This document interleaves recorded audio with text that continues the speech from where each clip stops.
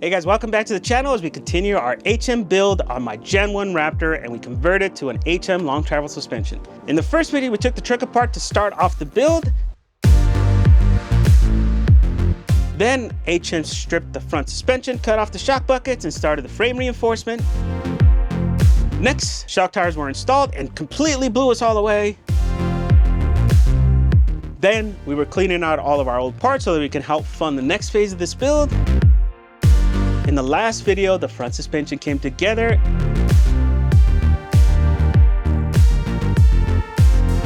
And in this video, the rear suspension comes together and we do a new custom chase track.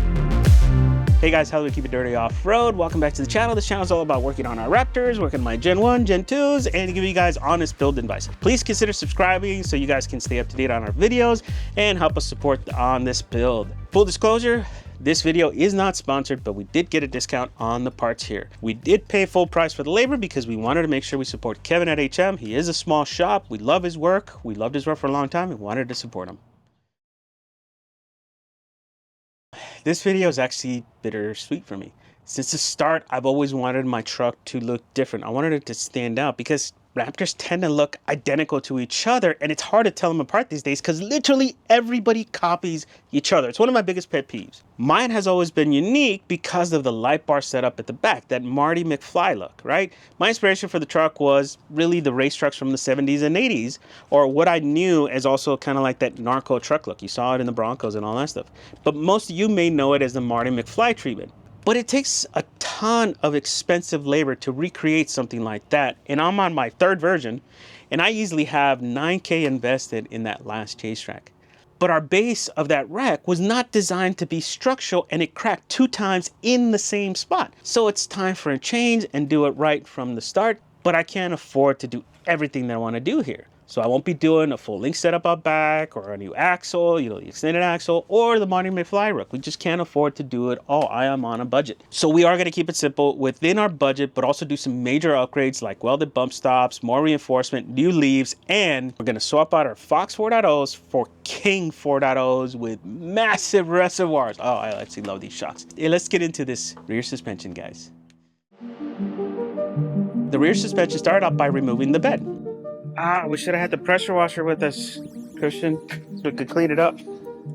HM does more than just bolt-in bed racks. They redo the stock bed mounts, they reinforce and put in larger welded nuts. They also reinforce the frame, and mine needs it since the frame was not properly welded when the stock shock mounts were cut, and we've had to repair the frame before because it cracked due to heavy off-roading. Now, with the bed off, we also found that our exhaust was leaking due to excessive movements. HM will also help us here repair the exhaust and also build us a second stronger mount that will also prevent from the movement in the future. He actually did this for us in the past. He actually did the rear one because the rear one completely broke off. Now we need to kind of support that rear one with another one so that it does not happen again. Now, since HM will be doing a welded bump stop with a custom shackle, it means we need to cycle the suspensions to make sure everything clears and stops where it's supposed to.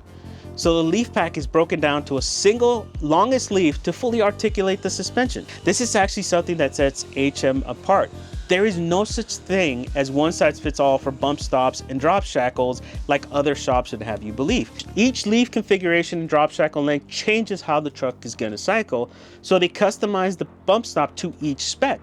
And since they have never done an HD 4.5 before, they had to cycle mine. The next day I came into them working on the new drop shackles. What is that, like -2 or -3? It's like a 7 something, so I don't know what's. That's big. Here's the cuts for a factory one. That's like the factory. I'm telling you, that's like a +2, +3, right? Yeah, we have to trim well, the. It's a drop shackle, so it's a minus, right? It actually raises it, I think. But it's a minus because whatever it raises it, you lose in height. Yeah, okay, so you're right. Okay. I just know we have to clearance the bed for those. Like there's a little bed brace that we usually have to trim off because it likes to swing. I checked with Kevin later, and that's actually a 2.5-inch drop shackle. I also found that they had started on the additional frame plating. Now, I already had some frame plating here on the inside of the frame between the cab and the bed. So they were adding more in the areas that had cracked in the past where the OEM shocks used to mount. They also looked at reinforcing any other areas that they could. Since the new bed rack is going to be structural, the stock bed mounts and the stock mounts are not going to be strong enough to deal with the additional force. In fact, many times the little brackets that hold in the nuts break on these trucks with regular use. So they had to replace it all together. Now here's an example of how they did it on John Kilbourne's Gen 2 Raptor from Dirt Days, and they do this on all their builds, and they're doing something similar for my Gen 1. By the next day, they had everything assembled. They had a full truck set up so they could build the custom welded bump stops onto the truck itself. And welding the bump stops is the best way to go, in my opinion. It adds more plating and reinforcement to the truck, which it needs it. It clears better, so there's not going to be any issues with bolts rubbing on the leaf packs and so on. And it doesn't allow the frame to twist like some face-mounted bump stops will allow.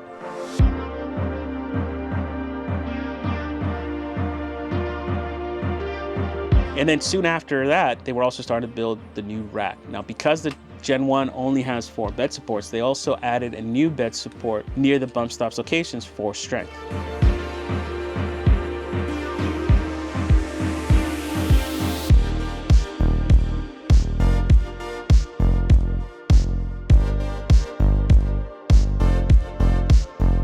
Now, before long, the bed was back on the truck and they had to open up the holes to make room for the bigger shocks and the bump stops. Again, because we're actually going to be clearing a little bit more travel. You got to make it bigger for the bump stop. Yeah. All right. Okay. It comes through. That's going to be a giant freaking hole. Yeah, a little bit. How your shock lid?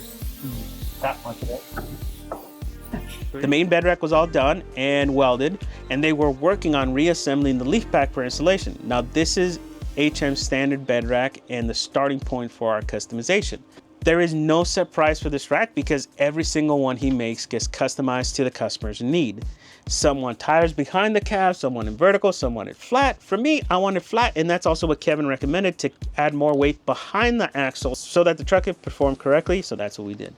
But how everything was laid out can and does get customized, so I spent at least an hour with Kevin talking through the options on how we could lay everything out, mock it up to suit my needs and gear the best. And this is an important step for me because the layout of this rack will dictate how easy my life will be on the trails. You know, I have a few requirements. All the commonly used gear must be at the very back, easy to access. Power tank for airing up, it's the one I use the most. If I get a spare, I want the spare in the back. I don't want to have to move anything out of the way. I want to be able to have easy access to all my tools. Jack had to be easy to access and take out. And then the whole middle tunnel had to be flat so that I can also use her as a truck. If I can't use her as a truck to make the occasional IKEA run to keep the wife happy, I'm going to be in the doghouse and she's going to be mad at me for spending all this money.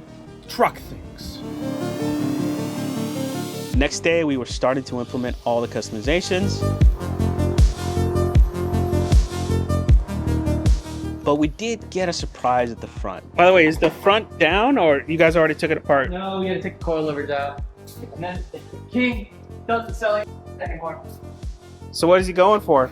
So I think we gotta do, and they won't have them until he said like Tuesday. You're kidding.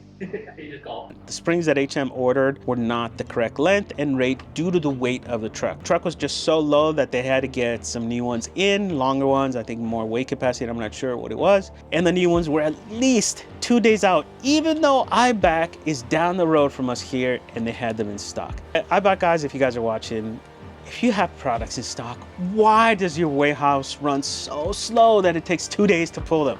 I don't understand. Everybody else can pull things within a day or sometimes same day, especially if you go to will call. Anyways, I digress. Now, one of the customizations we added to the truck was a dual battery setup with the cutoff switch. Now, the switch would allow us to switch between each of the batteries or use both of them or completely disconnect them from the truck, which is kind of useful sometimes because you need to disconnect the battery to do a reset. Most did not understand what I was doing here when I posted this on Instagram. First and foremost, we need the space in the engine bay. With all the extra travel, it meant that we lost even more space up front and I had to make a choice.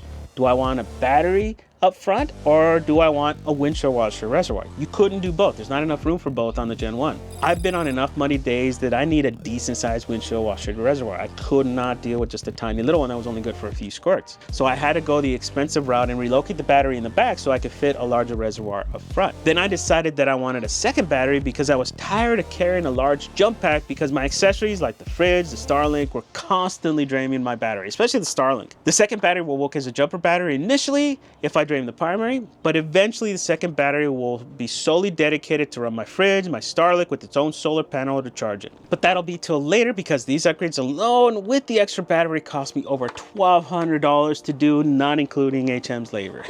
At the end of the day, I'm not sure if this was actually worth the actual cost, if I'm honest, because it was a whole lot more, and I think I could have probably done this cheaper if I knew what I was doing in this stuff, but I don't. Electrical is a specialty, and that's why it's expensive, and this is actually a low-cost version of it. If you actually get a real proper professional doing this, it'll be 4 times the cost. But the battery mounts was the last bit added, and the rack was really ready to paint after that.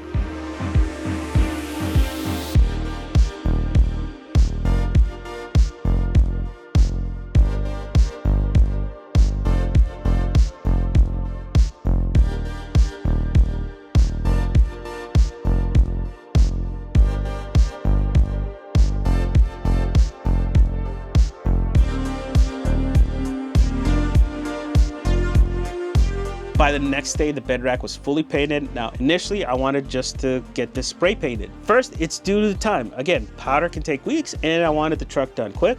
Second, it took me a few runs to really tweak my last rack, and I regretted having a powder coat from the start. And I want to have the ability to test everything out, tweak things out if I needed to without having to ruin the powder coat. Because once you powder coat it, it gets really expensive to remove that and repowder. And then third, with the amount of off-roading that I'm going to do, the rack is going to get used and it's going to get scratched. So powder's almost a waste, especially if you carry a lot of stuff back there. And you know, at the end of the day, I kind of like the idea of being able to do a touch-up as needed, and we'll do that for now. And then I think once I have it dialed in, maybe I'll do a powder coat. We'll have to see. We'll probably do it in our mid-refresh here at the end of summer. I don't know. We'll figure that out. Now, that's it for this video, guys, but we still have a ways to go to get the truck ready. Front still needs a lot of work. We need to clean up all the electrical because everything that was moved around. Now, there's a lot of harnesses and wires that are out of the way. We have to mount all the reservoirs. We had to relocate. We had to relocate quite a bit of stuff. And then we have to finish up the liners and find and install the right springs for the coilovers. Lots of little things, and this was the part that always sucks with any build. So make sure you guys stay tuned for the next video as HM gets the truck done and we finally get to take her home. Now, if you guys are interested in this rack setup or the bump stops, please contact HM for a custom quote. Just know that these are all customized and the price will change based on your needs. There is no one size fits all here. He does them custom every single time. All right, guys, that's it for this video. Again, please subscribe, like, comment. Let me know how you would do your rack layout in the back. How would you lay out your tires and all your gear? I'm very interested to know, and it'll probably give you some ideas from adjustments that I need to do for mine. And again, please interact with this video, like, comment, subscribe, follow us on IG to stay ahead of the updates, because as you can see, the truck's already home. So we're gonna be doing testing here pretty soon. And thanks for watching, guys.